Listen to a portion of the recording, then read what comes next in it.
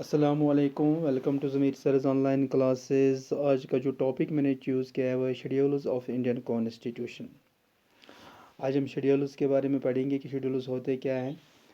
तो अगर हम देखेंगे प्रेजेंटली हमारे पास 12 शेड्यूल्स हैं और ओरिजिनली जब हमारी कॉन्स्टिट्यूशन बनी ओरिजिनली हमारे पास 8 शेड्यूल्स थे और प्रेजेंट की अगर हम बात करेंगे इस टाइम हमारे पास 12 शेड्यूल्स हैं। तो आज हम इन शेड्यूल्स के बारे में पढ़ेंगे एक एक करके कि इसमें किन के रिलेटेड क्या क्या प्रोविजंस लिखे गए हैं। तो चलो स्टार्ट करते हैं। अगर हम फर्स्ट शेड्यूल की बात करेंगे तो इसमें names of states and union territories. जो फर्स्ट शेड्यूल है इंडिया का कॉन्स्टिट्यूशन में जो मेंशन किया गया है, इसमें जितने भी स्टेट्स हैं इंडिया के या इनके अंदर जितने भी यूनियन टेरिटरीज है, इनके नाम और इनका जो टेरिटोरियल जुरिडिक्शन है, उनका जो एरिया, उनकी जो बाउंड्रीज हैं, उनका मेंशन किया गया है फर्स्ट शेड्यूल में। अगर हम आर्टिकल 4 की बात करेंगे तो आर्टिकल 4 जो है, अकॉर्डिंग टू आर्टिकल 4 की अगर हम बात करेंगे, आर्टिकल 4 ऑफ इंडियन कॉन्स्टिट्यूशन, तो इसमें बताया गया है कि जितने भी स्टेट्स हैं इंडिया के, इनकी जो बाउंड्रीज है, इनका जो टेरिटोरियल जुरिडिक्शन है, उसके में हम चेंजेस ला सकते हैं। कैसे? विद सिंपल मेजॉरिटी के साथ। सिंपल मेजॉरिटी चाहिए हमें इसके लिए, तो हम इसमें चेंजेस ला सकते हैं। विद सिंपल मेजॉरिटी के साथ हम इसमें चेंजेस ला सकते हैं। किसमें? Names of the states and it's territorial jurisdiction में। ये फर्स्ट शेड्यूल में मेंशन किया गया है। अब हम सेकंड शेड्यूल की बात करेंगे। सेकंड शेड्यूल है इंडियन कॉन्स्टिट्यूशन में, इसमें अगर हम देखेंगे तो सेकंड शेड्यूल में क्या है कि सैलरीज जो हैं या उनकी जो अलाउंसेस हैं या जो इसमें प्रिविलेजेस दिए जाते हैं या इसमें जो उनको बेनिफिट्स दिए जाते हैं, फैसिलिटीज़ दिए जाते हैं, तो इनका मेंशन हुआ है। अब ये देखना हमको कि किन किन पर्सन उसको कवर किया गया है सेकंड शेड्यूल में। सबसे पहला अगर हम देखेंगे प्रेसिडेंट ऑफ इंडिया, इसकी सैलरी के बारे में।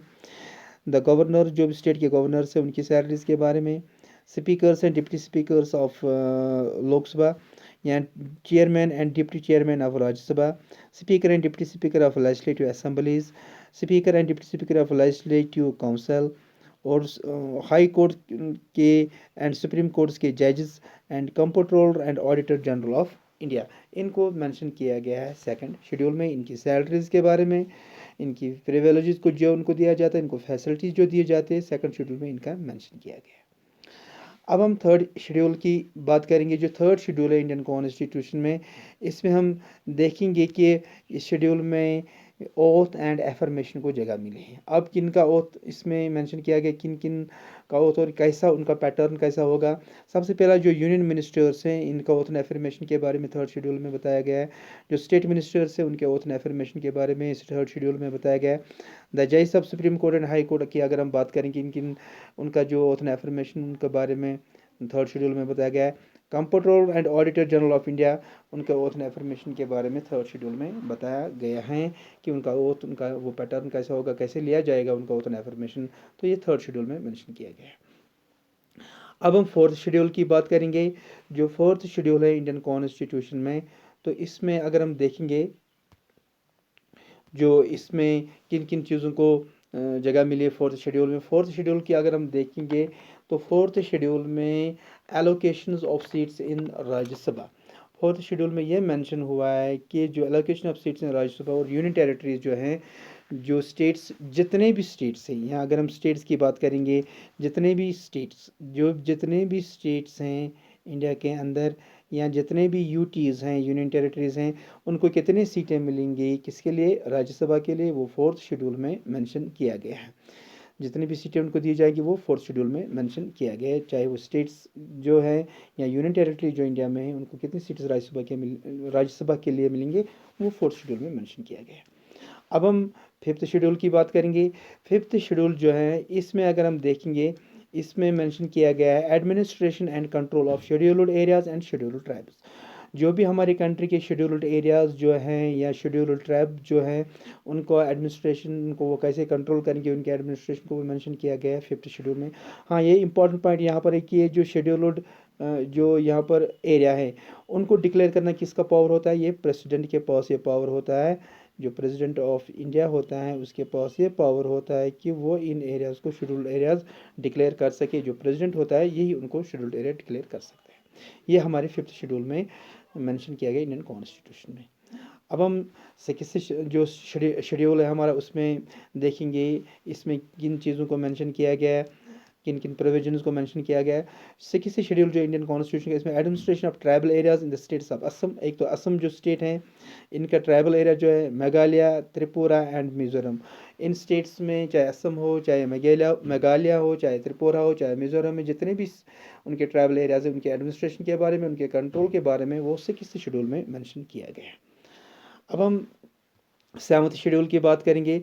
7th शेड्यूल की अगर हम बात करेंगे तो 7th शेड्यूल में क्या है, distribution of power between centre and state है ना। जो इसमें डिस्ट्रीब्यूशन ऑफ पावर जो होता है वो बिटवीन सेंटर एंड स्टेट के दरमियान जो डिस्ट्रीब्यूशन ऑफ पावर होता है वो सेंटर एंड स्टेट के दरमियान होता है।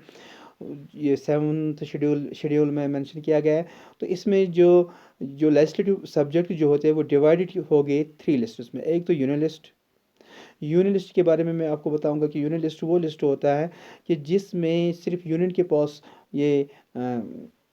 ये जो पावर होता है कि वो इन लिस्ट्स पर ये जो लॉज बनाए ये उसी के पास पावर्स होते हैं। तो अगर हम देखेंगे और प्रेजेंट ओरिजिनली हमारे प्रेजेंट की अगर हम बात करेंगे, प्रेजेंट हमारे पास अगर हम यूनियन लिस्ट की बात करेंगे प्रेजेंट में 100 सब्जेक्ट है। कितने सब्जेक्ट है इसमें? 100 सब्जेक्ट है इसमें। किसमें? यूनियन लिस्ट में। स्टेट लिस्ट की अगर हम बात करेंगे तो स्टेट लिस्ट वो लिस्ट होता है जिसमें स्टेट गवर्नमेंट के पास पावर होता है कि वो इसमें लॉज बना सकें। तो इसमें कितने सब्जेक्ट्स हैं? इसमें अगर हम देखेंगे 61 सब्जेक्ट्स है इसमें। तो कंकरेंट लिस्ट की अगर हम बात करेंगे तो कंकरेंट लिस्ट वो लिस्ट होता है जिसमें both union and state government जो होता है वो लॉज बना सकते हैं। तो इसमें 52 सब्जेक्ट्स है हमारे पास प्रेजेंट में, है ना। ठीक, तो ये हैं 7th शेड्यूल जिसमें distribution of power between central and state government के दरमियान होता है। 3 लिस्ट पे होता है, state list, union list and concurrent list. Union list होता है जिसमें 100 सब्जेक्ट्स हैं, 100 सब्जेक्ट्स पे लॉज बना सकेंगे। स्टेट लिस्ट जो होता है इसमें 61 सब्जेक्ट प्रेजेंट में। कंकरेंट लिस्ट इसमें 52 सब्जेक्ट्स प्रेजेंट में। यहाँ पर एक इंपॉर्टेंट पॉइंट ये है कि अगर कंकरेंट लिस्ट 52 सब्जेक्ट्स में एक सब्जेक्ट पर बोथ स्टेट और यूनियन ने भी लॉ बनाया तो एक ही सब्जेक्ट, क्योंकि बोथ के पास पावर होता है लॉ बनाने के लिए, तो अगर इसमें से एक किसी ने लॉ बनाया, एक ही सब्जेक्ट पर दोनों ने लॉ बनाया, तो उस टाइम जो यूनियन गवर्नमेंट का लॉ होता है उसको कंसिडर किया जाता है। तो यह था हमारा 7th शेड्यूल। अब हम 8th शेड्यूल के बारे में आपको बताएंगे। जो 8th शेड्यूल है वो किसके रिलेटिव, उसमें लैंग्वेजेस को मैंशन किया गया है। अगर हम देखेंगे कि जो लैंग्वेज से उसमें किसमें मेंशन किया गया है, उसमें मेंशन किया गया है 8th शेड्यूल में।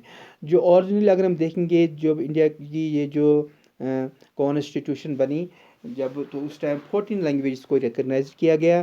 तो प्रेजेंटली अगर हम देखेंगे हमारे पास कितने लैंग्वेज है शेड्यूल्ड लैंग्वेज? 22 शेड्यूल्ड लैंग्वेज, ठीक है ना, कॉन्स्टिट्यूशन में। जो सिंधी जब हमारे पास 14 थे तो फिर 8 लैंग्वेजेस फिर ऐड हो गई। उसमें सबसे पहला सिंधी जो लैंग्वेज हैं वो ऐड हुआ 21st अमेंडमेंट 1967 में। कोंकणी, मणिपुरी, नेपाली ये ऐड हुआ 1992 अंडर 71st अमेंडमेंट एक्ट में। कोंकणी जो है वो गोवा में बोली जाती है। ये लैंग्वेज जो है कहाँ बोली जाती है? गोवा में बोली जाती है, ठीक है ना, गोवा में बोली जाती है।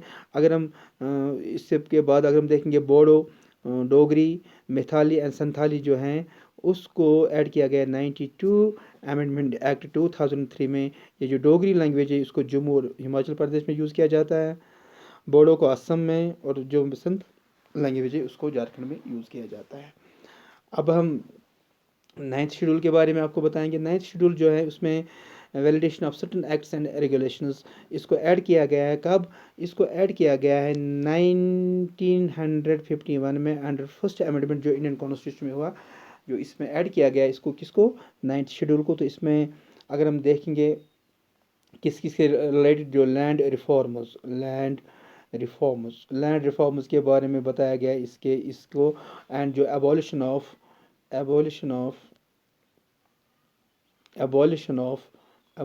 ज़मींदारी सिस्टम, ज़मींदारी सिस्टम जो है उसको एबॉलिश करना, ये भी इसमें मेंशन किया गया। एबॉलिशन ऑफ ज़मींदारी सिस्टम और जो लैंड रिफॉर्म्स का जो वो भी इसमें मेंशन किया गया है 9th शेड्यूल में। अब हम 10th शेड्यूल की बात करेंगे। जो 10th शेड्यूल इसमें ये ऐड हुआ कब? 10th शेड्यूल ऐड हुआ है 1985 में अंडर 52nd अमेंडमेंट में। इसको हम कहते हैं एंटी डिफेक्शन लॉ। जो एंटी डिफेक्शन लॉ होता है, इसको अगर हम देखेंगे कि जो एंटी डिफेक्शन लॉ एक हरियाणा का एक एमएलए था, तो उसका नाम था गयालाल। तो उसने अपनी एक फ्रंट नाइट में 3 टाइम्स अपनी पॉलिटिकल पार्टी को चेंज किया। तो उसके बाद डिफेक्शन को चेक करना बहुत ही ज़रूरी था। अगर आज हम तो देखेंगे कोई एमएलए हो या एमपी हो, अगर उन्होंने अपनी पॉलिटिकल पार्टी चेंज की आफ्टर द इलेक्शन किसी दूसरे पर, तो उनको डिस्क्वालीफाई किया जाता है। तो उनको डिस्क्वालीफाई किया जाता है अपनी मेंबरशिप से। ये 10th शेड्यूल में मेंशन किया गया है। अब हम 11th शेड्यूल की बात करेंगे। जो 11th शेड्यूल है, इसमें है, देखेंगे आप 11th शेड्यूल में ऐड किया गया है 1992। 11th शेड्यूल जो है उसको कब ऐड किया गया है? 1992 73rd अमेंडमेंट एक्ट में। तो इसमें पंचायत से रूरल लोकल गवर्नमेंट भी हम उससे कहते हैं। तो इसमें अगर हम देखेंगे कि उसमें जितने भी पावर्स होते हैं, उसकी जितनी भी अथॉरिटी होती है, रिस्पॉन्सिबिलिटी होती है पंचायत के, वो इसमें मेंशन किए गए हैं। तो ये भी मैं आपको ये बताना चाहता हूँ कि 29 मैटर्स पे ये अपनी काम कर सकते हैं, कौन? पंचायत। अब हम लास्ट शेड्यूल पे आते हैं, 12th शेड्यूल जो है उसको ऐड किया गया है। अगर हम ये बताएंगे आपको कि 1992 में 74th अमेंडमेंट एक्ट में उसको ऐड किया गया। उसको हम कहते हैं म्यूनसिपलिटी, जो है अर्बन लोकल गवर्नमेंट्स।